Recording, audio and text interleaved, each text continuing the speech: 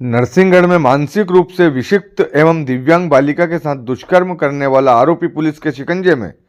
Rajgarh police द्वारा multi state अभियान चलाया गया। 3 राज्यों के 9 जिलों में व्यापक तलाशी की। उज्जैन, शाजापुर, रतलाम, नीमच, जयपुर, प्रयागराज, भोपाल, विदिशा और सीहोर में लगातार जांच की गई। आरोपी को पकड़ने के लिए 16 विशेष टीमें की गई थी तैनात। 17 रेलवे स्टेशनों पर लगातार 6 दिनों तक छापेमारी कार्रवाई की गई।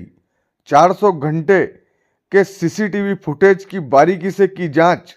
418 संदिग्धों को की जांच के बाद आरोपी पुलिस की गिरफ्त में। आरोपी को हिरासत में लेकर उसके खिलाफ कठोरतम दंड दिलाने की प्रक्रिया तेजी से आगे बढ़ रही है। लगातार 16 दिन की कड़ी मेहनत के बाद मामले में आरोपी रमेश खाती पिता घासीराम खाती को हिरासत में लिया गया। आरोपी निवासी ग्राम बड़ी पोलाई चौकी, थाना अवंतीपुर, बड़ौदिया, जिला शाजापुर का रहने वाला था। जिला पुलिस कप्तान आदित्य मिश्रा द्वारा थाना परिसर नरसिंहगढ़ में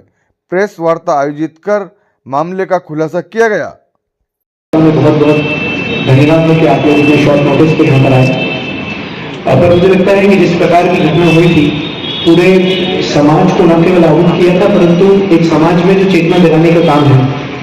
वो भी किया था। और हमें अपनी जिम्मेदारी भी पता थी कि जिस प्रकार की घटना है, हमारी जिम्मेदारी भी अत्यधिक उतनी ही बढ़ जाती है कि अमूमन चोरी की घटना होती है तो उसका एक अलग उसका एक इमोशनल क्वेश्चन रहता है, परंतु इस प्रकार की घटना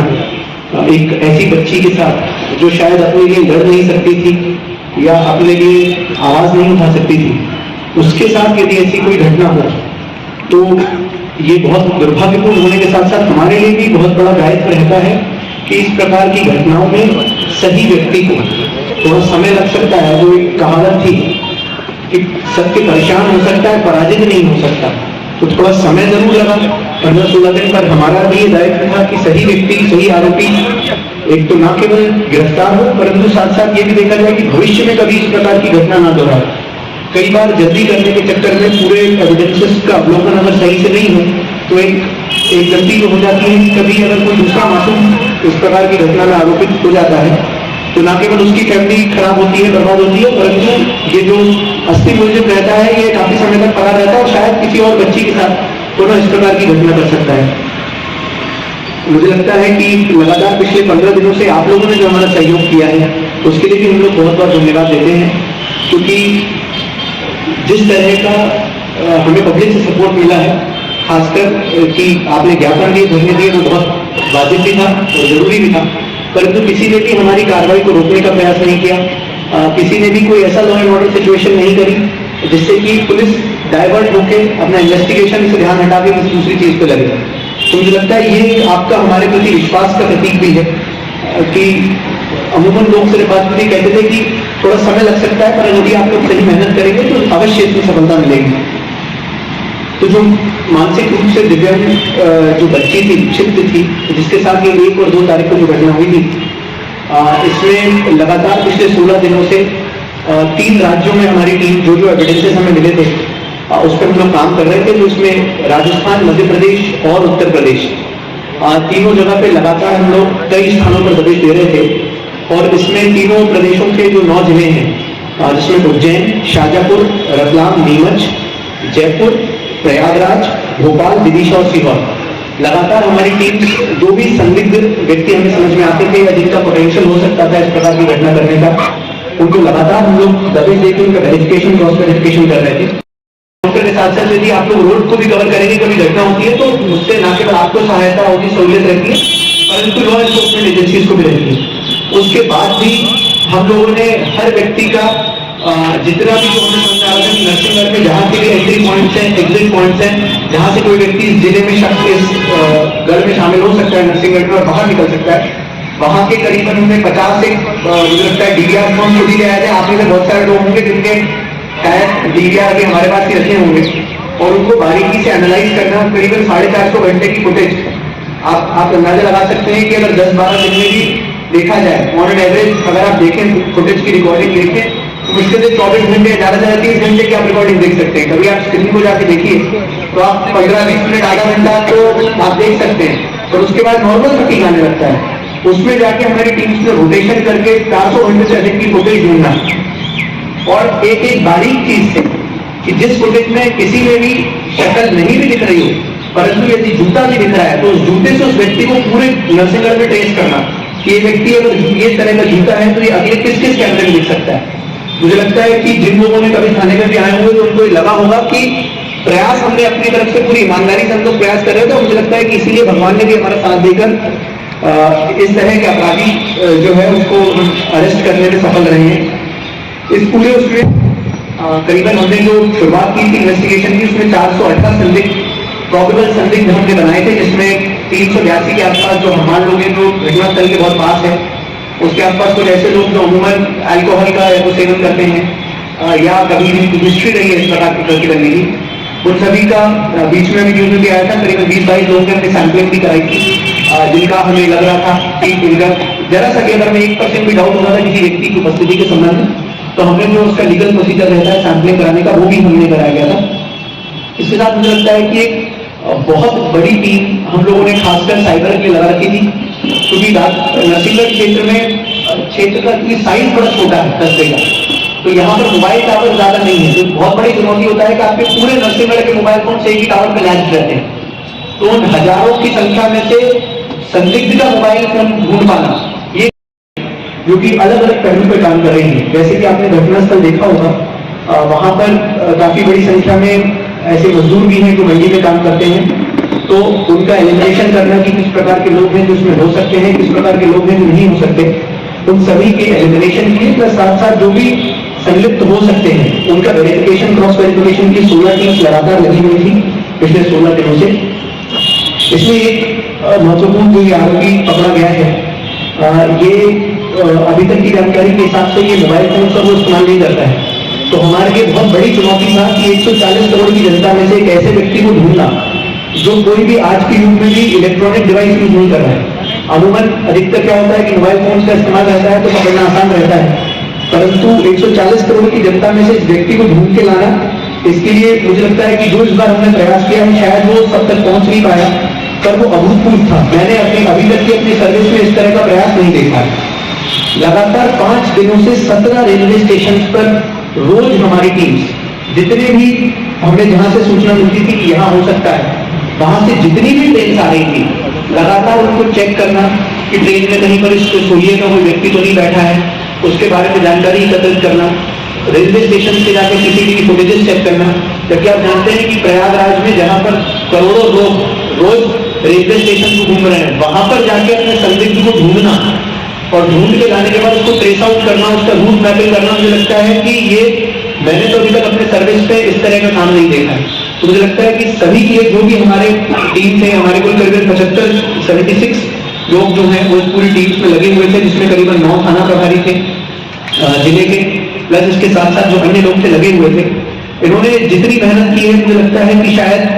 किसी और से ह्यूमनली जो पॉसिबल है, एक मनुष्य से आप अगर जिस मेहनत की अपेक्षा करते हैं वो उससे ज्यादा इन लोगों ने अपना मेहनत की है। कई बार हमने देखा है कि हमने देखने की, और तो नरसिंहगढ़ में सीसीटीवी कवरेज बहुत अच्छा नहीं है, जो बड़ी एक अनफॉर्चुनेट पार्ट है कि इतना बस्टिंग शहर है, यहाँ पर इतना बड़ा कस्बा है, काफी बड़ी संख्या में व्यापारी लोग रहते हैं, परंतु मोबाइल फोन इस्तेमाल ही नहीं कर रहा है। पर जब तक हमारे पास एलिमिनेशन नहीं होता तब तक हमारा कर्तव्य था कि उन सभी मोबाइल फोन को क्रॉस चेक किया जाए कि किसका मोबाइल फोन है, किससे बातचीत चल रही है। इवन अगर वो नेट भी यूज कर रहा है तो जो जीपीआरएस डंप रहता है, हम जिसमें लाखों एंट्रीज आती हैं, अगर आप 2 मिनट का भी डंप लेंगे जिले का, उसमें करीबन 1.5 लाख एंट्री आएंगी कि 1.5 लाख फोन लैंड हुए, तो उनमें से संदिग्ध लोगों को ढूंढना, छांटना, फिर उनको बुलाना, उनकी तस्दीक करना, उनके बयान लेना, फिर उसको क्रॉस वेरिफिकेशन कराना, मुझे लगता है कि ये बहुत डिफिकल्ट काम के साथ साथ बहुत एक सिस्टमैटिक वर्क नहीं होता है, तो इस प्रकार के अपराध एपिसाइड वे में छूट जाते हैं। कई बार यदि इन अपराधों में जो इस प्रकार के अपराध रहते हैं जहां पर विक्टिम की साइड से हमें इंफॉर्मेशन नहीं, देखिए हर अपराध में सबसे इंपॉर्टेंट जो रोल प्ले करता है वो विक्टिम्स प्ले करते हैं, क्योंकि विक्टिम सबसे ज्यादा इंफॉर्मेशन दे पाते हैं कि ये हमारे सगे संबंधी हैं, ये हमारे पहचानने वाले हैं, ये हमारे पहुंचने वाले हैं, इनसे आप ये सूचना ले सकते हैं। पर जब विक्टिम उतना अच्छे से, विक्टिम या विक्टिम का परिवार उनके सोशल बैकग्राउंड के कारण या उनकी कुछ अन्य परिस्थितियों के कारण यदि नहीं दे पाता है तो हमारे लिए ज्यादा बड़ी चुनौती रहता है। मैं इसमें दो चीजें जो विशेषकर मैंने देखा जो शायद इनके कर्तव्य में नहीं थी पर इन लोगों ने करी, और जिस चीज के लिए मुझे बहुत गर्व है कि जब सूचना हमें करीबन 40 घंटे बाद मिली थी तो वैसे ही हम 40 घंटा पीछे हो गए थे। किसी भी अपराध में जितनी जल्दी सूचना मिलती है उतनी तेजी से ही आप आगे बढ़ सकते हैं, पर जब 40 घंटे बाद सूचना मिली और मुझे लगता है कि एस थाना प्रभारी इन्होंने अपने कर्तव्यों से ज्यादा कि जब कोई इस प्रकार की हम लोग को सूचना नहीं थी कि इस प्रकार की घटना हुई है, हमें तबीयत खराब होने की सूचना थी कि बच्ची है उसकी तबीयत खराब है वहाँ लोहापीटे डेरा में रहती है, तो जब खुद जाके थाना प्रभारी ने उसका निरीक्षण किया और फोन करके बता रहा हूँ अंदर चले उसकी तबीयत को देख के ऐसा लग रहा है कि कोई बार डॉक्टर को दिखा लेना चाहिए जिससे कि तो वस्तुस्थिति पता चले। तो मुझे लगता है कि ये शायद हो सकता है कि कोई और हो तो ये सोचे कि अतिरिक्त काम है इसको क्यों बढ़ाना चाहिए, पर इन्होंने जो संवेदना दिखाई यहाँ से करने के बाद आप आज भी देखेंगे तो भोपाल में जो गार्जियन का साइन है वो थाना प्रभारी का ही साइन है। वहाँ भोपाल में भी जो गार्जियन हॉस्पिटल मांगता है कि भाई कोई गार्जियन दो ये बच्चे को कौन लाया है, क्योंकि यहाँ पर उनके परिजन ना इतने शिक्षित हैं ना इस सोशल बैकग्राउंड से आते हैं कि वहाँ जा सकते थे, तो खुद जाके उसको भर्ती कराना हमारी महिला आरक्षक जो और बेचारी दोनों तीनों जो महिला आरक्षक थी 3-4 दिन से लगातार और हम लोगों ने पूरा प्रयास किया, बहुत प्रयास किया कि बच्ची को बचाया जा सके। अनफॉर्चुनेटली टाइम डिले होने के कारण और जिस प्रकार का इन्फेक्शन फैला था उसके कारण हम करें तो आपको सफलता जरूर मिलती है। जो व्यक्ति है इसको कल हमने देर रात में आज मतलब आज 19 तारीख की देर अर्ली मॉर्निंग में हमने इसको गिरफ्तार किया है। व्यक्ति जो है मूलतः इसका नाम है रमेश खाती, पिता घासीराम खाती, उम्र करीबन 41 ईयर्स। ये व्यक्ति जो है ये अवंतीपुर बड़ोडिया जो जिला शाहजहांपुर में पड़ता है वहां का मूल निवासी है, रहने वाला है। जिस दिन घटना हुई है उस दिन शाम को करीबन 6 बजे के आसपास ये नरसिंहगढ़ आया था। नरसिंहगढ़ में बस स्टैंड पे रहा काफी समय, वहां पर मंदिर है, उस मंदिर में इसने जो प्रसादी बढ़ रही थी उसमें भोजन किया। भोजन करने के बाद वहीं पर जो आपका प्रतीक्षालय है वहां पर काफी समय तक वेट किया, बैठा रहा। नरसिंहगढ़ बस स्टैंड जो है उस बस स्टैंड के पास भी जाके एक जो मानसिक रूप से विक्षिप्त महिला रहती है जो वहां पर बैठी रहती है उसके साथ भी इसने इस प्रकार की घटना करने का प्रयास किया था, परंतु उसके विरोध के बाद और वहां पर कुछ लोग उस समय आ गए तो उन्होंने चिल्लाचोट करी तो ये वहां से चला गया। वहां से चले जाने के बाद कुछ समय जो घटनास्थल है वहां के आसपास पहुंचा और फिर इसने बच्ची के साथ ही घटना कारित की। करीबन जिस प्रकार से 2-2:30 बजे जब शोर हुआ और डेरे में पता चला कि बच्ची गायब है, उस शोर के सुनने के बाद ही मैं वहां से भगा था